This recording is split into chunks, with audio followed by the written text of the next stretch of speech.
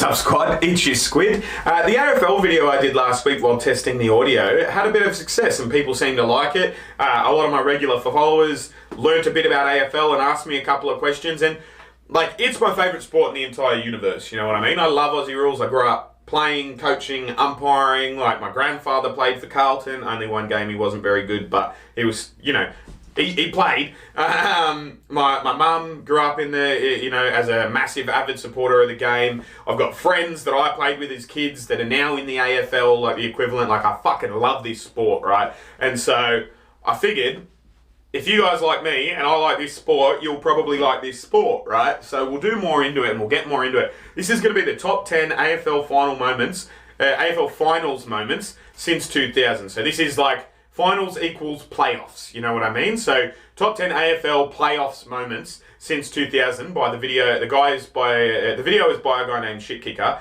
So yeah, let's get into it.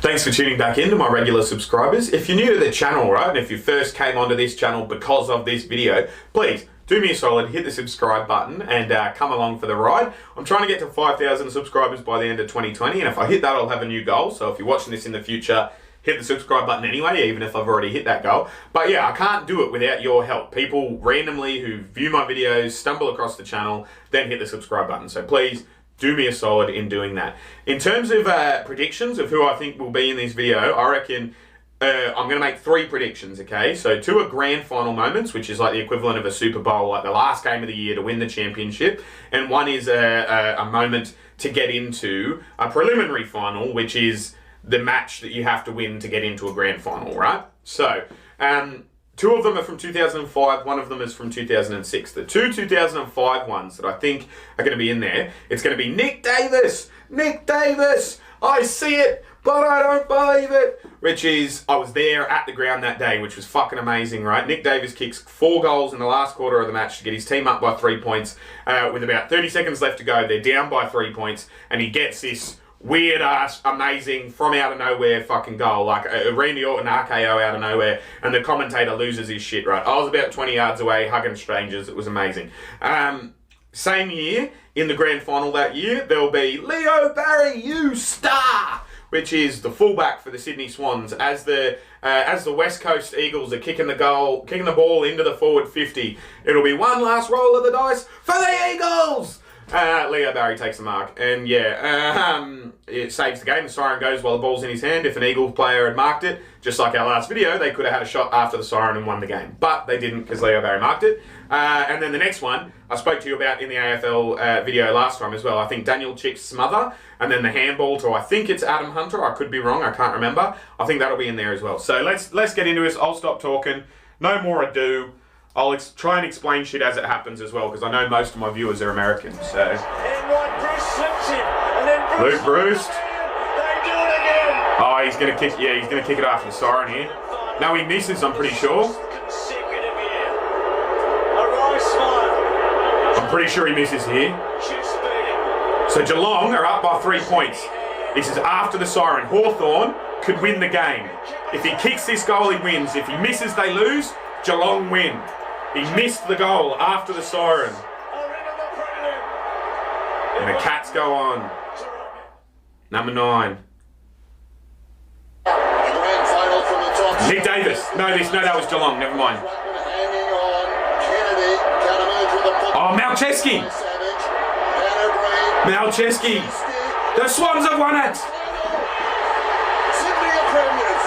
Buddy held up. Henneberry's been magnificent. There goes the siren. That he'll never forget. And they're home. Yeah, Malcheski got the first and last goals that game, number 9, and he's a defender. He hadn't kicked a goal, basically hadn't kicked a goal all year, and he kicked the first goal and the last goal that game, and they won by 10 points. Number 8. 5-minute warning. 5 minutes of game. When is this?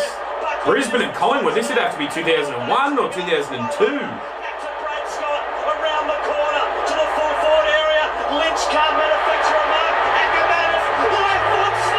That's a great goal from one of the biggest wankers in the sport. Jason Ackermanis is and I know I talk too much, but I'm going to talk more anyway. Jason Ackermanis is hands down the biggest wanker to ever hold a football in the history of people holding footballs. He is a tool. He has regular media commentary, and he a couple of years back, when gay marriage was on the table, like it's legal now and all that in Australia, but when it was on the table and being discussed, as if it wasn't something that should just automatically happen, right? Because marriage is marriage, it doesn't matter who you love. He came out in the papers and wrote a big article about how if there were any gay AFL players, they should just stay in the closet because no one wants to know someone they're playing football with is gay, like, because you have to be in the showers with them and stuff, you know.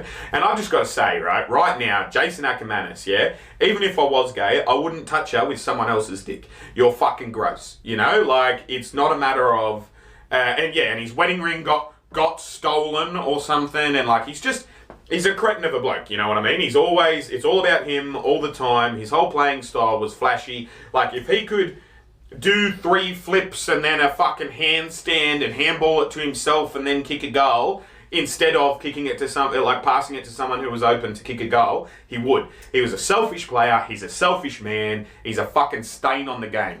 Anyway, he was a bloody good footballer. He won a whole bunch of fucking awards for it. But he's a good footballer, shit human. There's Daniel Chick's smother. I was right. Chick to Hunter, goal. Can this one still? Chick to Hunter. That's what it is. We'll show again. Old mate tries to kick out of the back 50. Chick is the number 17. Gets the smother. Gets the ball. Gets the handball. Gets the shepherd as well. Knocks old mate that's trying to tackle Hunter there. So this is all Daniel Chick, number 17. Gets the smother. Gets the handball. Hands off. Knocks the bloke trying to tackle him down. Daniel Chick wins him that flag.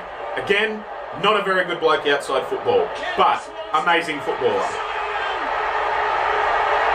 That's Dean Cox, the guy celebrating there. Yes, his surname is Cox. One of my favourite commentary lines of all time was when it was Cousins, Judd and Kerr in the middle of the ground with Cox. Yes, they are. But anyway. Walks to Adelaide. Lance Franklin, he plays for Sydney now. But Seconds left in the elimination final. From 55 yards, if you don't mind, straight over the umpire's hat. He's fucking young there too, look at him. Number 5, halfway through the top 10. I already got the Daniel Chick one. Port and West Coast. I reckon Leo Barry will be number 1. He should be. If he's not, something's wrong. Like the Leo Barry U-Star that I'm telling you about, like 72 years since Sydney had won a premiership. They're up by 3 and the ball's sailing, like it's got to be number 1. But anyway. That was an error there. Clock should have stopped. Luke Shuey kicks after the siren. Luke Shuey's a pretty solid kick too. Plays for West Coast, obviously. In season 2017. If I had to put money on anyone in the competition to sink a goal from 50 yards out or I died, it would probably be Luke Shuey. I don't support that team, but he's a fucking gunslinger. Oh, Matthew Scarlett toe poke! I forgot about that completely. Oh, the Scarlett toe poke to Ablett. Down to Chapman gets the goal, I think, here. Big Flyers want it. Barco. Handball's over. It's a Paul Chapman. Paul Chapman! That little toe poke, he pulls his kick. Like, we're going to go back. We're going to watch that again. Matthew Scarlett is the guy with the throw in the middle of the ground, right? St Kilda player is about to pick it up, and Scarlett, he knows he can't boot it because he'll get a kicking in danger free kick against him, right? So if somebody's got their hands near the ball, you can't just flail your foot at it because you might break their fingers and stuff. The rule is called kicking in danger. They get a free kick, yeah? So he knew he couldn't just whack at the ball and try and boot it. But he also saw Gary Ablett, one of the best players to ever play, or Gary Ablett Jr., one of the best players ever to play the game. I mean, Gary Ablett Sr. was also one of the best players ever to play the game, but that's a whole nother conversation to have. Gary Ablett Jr., he sees him right there. Old mate's about to pick up the ball. He gets a little toe poke, just the finesse. You can see him pull the kick back as well. Watch Matthew Scarlett's right leg. He's the guy in the blue and white hoops with the throw sort of thing, right? So watch this toe poke. Pulls his kick, gets it to Gary Ablett Jr., who has a bounce, has a run, drives the ball down. Bit of a kerfuffle. Chapman gets his hands on it. Has a left foot kick from the top of the goal square, and thank you, Mum, we're going to the grand final, he says. Number 3. Where's this? This is Montagna to Schneider. Oh, this is Heath Shaw's smother. This is Heath Shaw's smother. I can't believe I didn't think of that to say as well. Comes out of fucking nowhere. Sneaks up on him like a librarian. Like, that's the Dennis Cometti call. Listen, I'll shut up.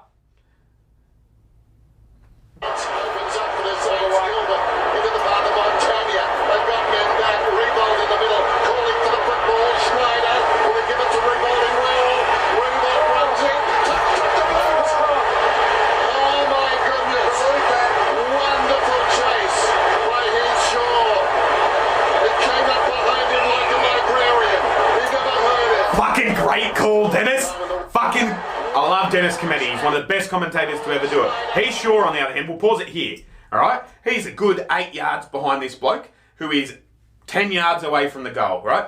When he catches it, which everyone on the ground knew he would at that point, because he's one of the safest set of hands ever, when he catches it, he could theoretically stop, take 30 seconds where no one can touch him or the ball, and then have a nice leisurely goal. But because he thinks he's all on his own in the middle of the goal square and no one's anywhere near him, he marks it and he does what's called as playing on, right? Which is, I'm not going to take the 30 seconds. I'm going to move forward from the place that I took the catch, and it's play on. Anyone can touch me, anything can do, and I'm going to kick the ball, right? So the St Kilda player, the guy in mostly white, is being a bit showboaty here, and he's trying to kick the ball instead of just dropping it onto his foot and letting it dribble across the line, right? He's trying to kick the ball over the fucking stadium, basically, and it gives Heath Shaw enough time. He's sprinting from the 50-yard mark, right? He knows he needs to sprint the whole way, and if he gets there, he's going to get there at the very last second, and he needs that at every ounce of effort, right? So he's sprinting. Old mate just laissez-faire, plays on a bit and goes for the kick, and Heath Shaw gets one of the best smothers in the history of time. That was in a grand final. That grand final was tied, right? At the end of the game, they were tied. Without that smother, without him running that extra 50 yards, St Kilda win the comp that day. Like, that's how big a deal that fucking smother was. No wonder it came in at 3. Leo Barry, you star's got to be at number 2 or 1, for sure. But this, 100%, completely understand why it was up there. I would have had, if I'd remembered this would have been, so Nick Davis and Leo Barry have got to be 2 and 1 for mine, right? That would be my top 3 if I'd been picking it beforehand and remembered this existed. It would be Heath Shaw's smother. Oh, where's Nick Davis or Leo Barry? Oh, okay, it's the same game actually, because it's going to be tied. It's going to be tied, yeah? There's the behind, yeah. He gets it behind and it's tied.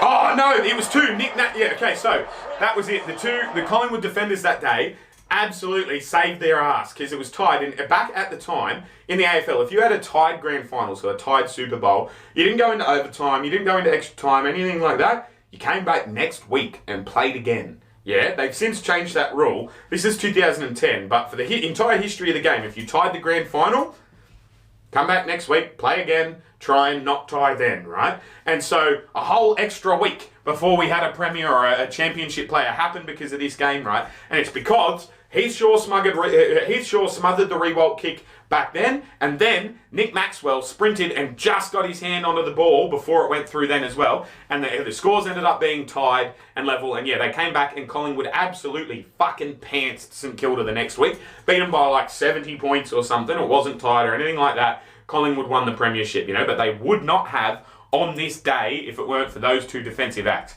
So I completely buy, I'm happy that has come in as the 3rd moment, that those 2 moments are together. Same as this one, Luke Ball taking the mark, that's cool.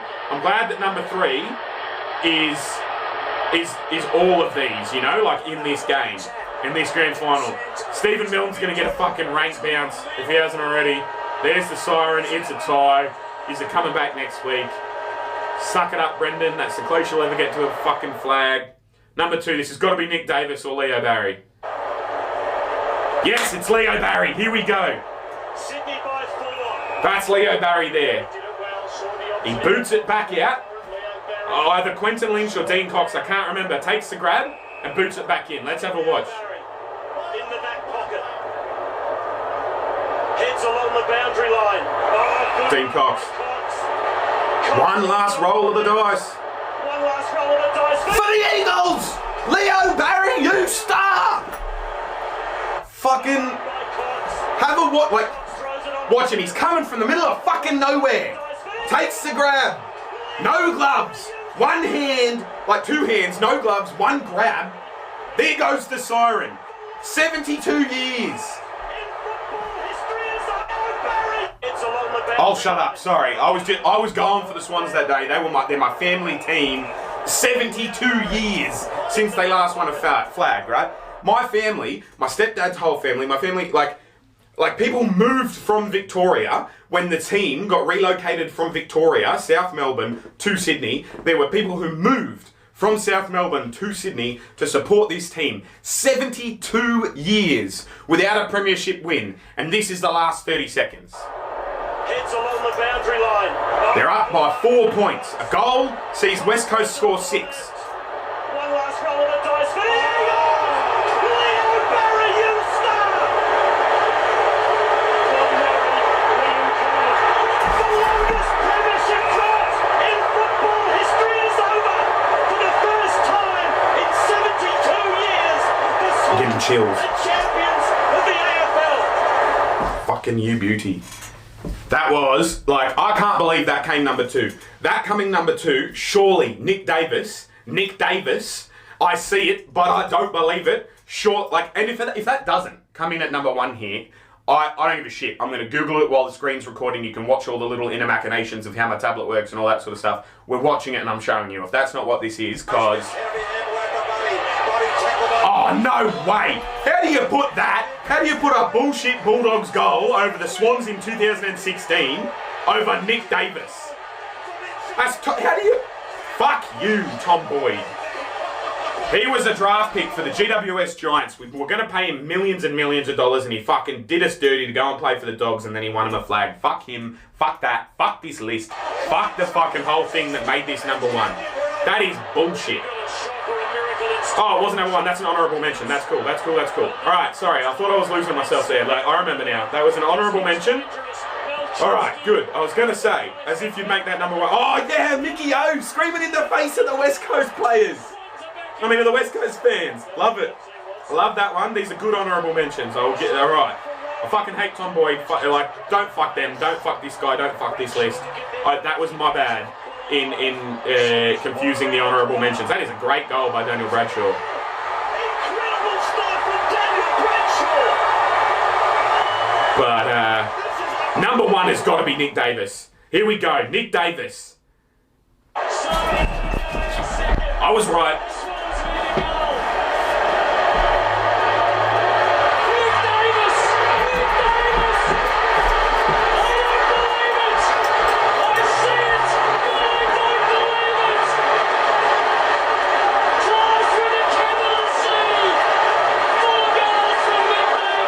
So, before we do this, right, we're going to watch this one again. Okay, so,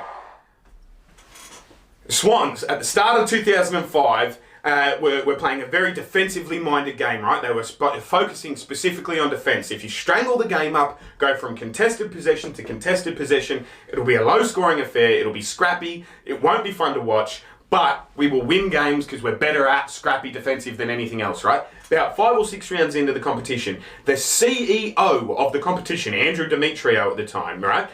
He was the CEO at the time. He is still Andrew Demetrio, you know what I mean? But he's not the CEO anymore. The leader of the whole competition said, well, the Swans, you know, like there's nothing we can do rule-wise, but it's pretty plain to see the Swans will never win a competition playing ugly football like that, you know?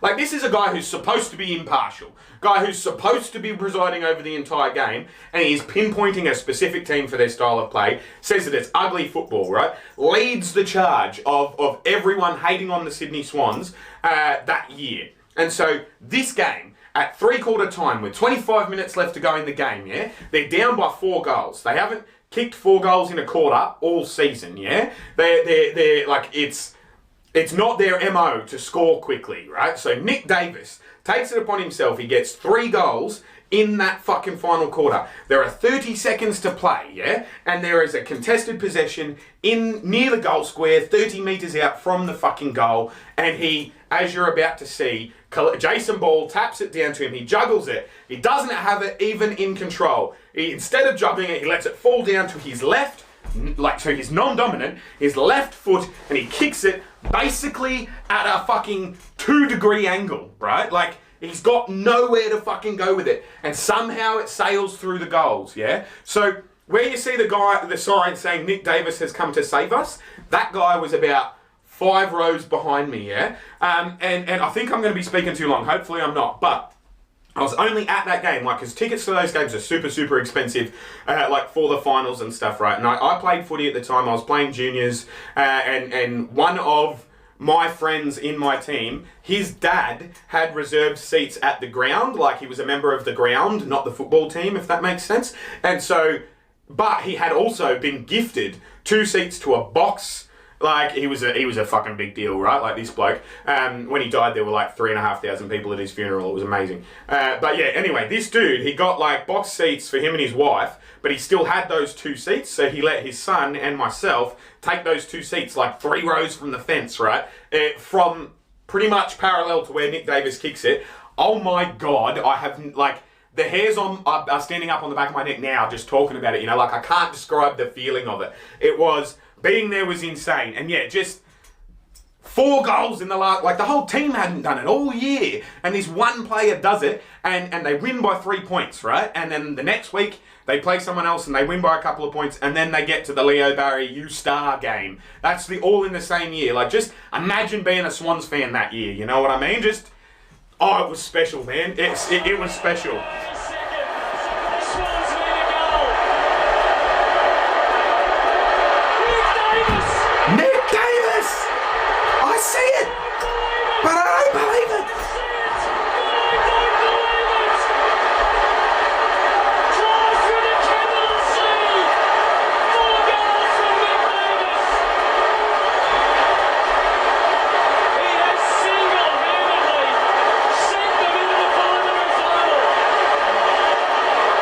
He had a swagger on him at the end of the game. The siren goes, and he's like, you know, like he had a fucking well-deserved swagger too. That number 17 bloke was my favourite player as well. His name's Tyg Kennelly from Ireland. First Irish player ever to win a competition, like an AFL competition. There goes the siren. Have a cry, Cam. The guy with the ball, Cam Mooney, cried after this game. And I know men can show their emotions and whatnot, but yeah, he got mocked mercilessly at the time in 2005 because he was openly weeping. Yeah, absolutely. Top 2, both Swans 2005's final series. 2017, wow, this video is old. Thank you very much, dude. Yeah, that was good. I'm going to watch the Nick Davis one more time. Let's do it.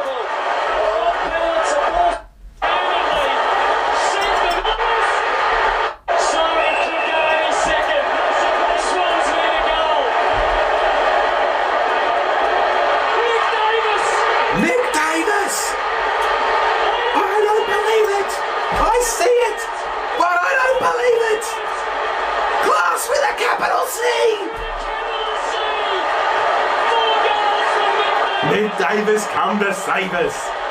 Fucking Yelty. That was amazing. I hope you guys enjoyed that clip as much as I very clearly did. Let me know in the comments section if there's anything in particular AFL-wise you want to learn about or know about or see. I have fun with this playlist, so I'm going to get into it more. But yeah, these guys are my patrons. Please consider becoming a patron. I think I swear way too much in my videos. Most of them don't get monetized. So, yeah, I'm not going to change that because I swear a lot. I'm Australian. That's just how we roll. But I need your help if I want this channel to be something I can earn money from. So, yeah, join my Patreon. That'd be sick. Love you guys. I'll see you when I look at you. You'll see me when you look at me. Thanks for watching.